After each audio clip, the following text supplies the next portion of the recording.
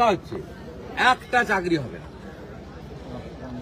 এমন করে হিসাব করে বলেছে ফেব্রুয়ারি মাসের প্রথম সপ্তাহে মৌখিক পরীক্ষা হবে, ফেব্রুয়ারি মাসের দ্বিতীয় সপ্তাহে ভোটের ডেট ঘোষণা হবে। সবকে পরীক্ষায় বসিয়ে রেখে গাজর ঝুলিয়ে দিল। হ্যাঁ, টাকাটাও তুলবে, গাজর ঝুলানো থাকবে, এই গাজরটা দেখতে থাকবে।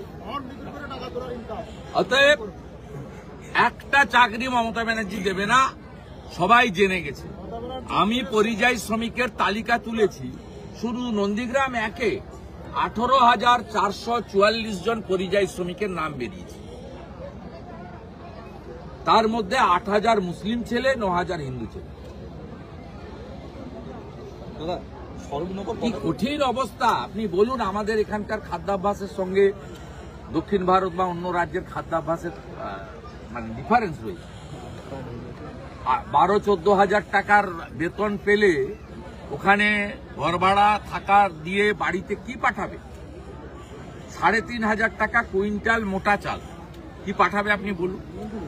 বালিতে যে তৃণমূলের প্রধান খুন হলেন, দেখা গেল আততায়ী খুন করার পর হেঁটে হেঁটে যাচ্ছে, অথচ 3 দিন পেরিয়ে গেল এখনো পর্যন্ত তাকে ধরতে পারল না। ভাইপোর অফিস থেকে নির্দেশ আসেনি বা মুখ্যমন্ত্রী দপ্তর থেকে নির্দেশ আসেনি, তাই করে এরা নড়ে না,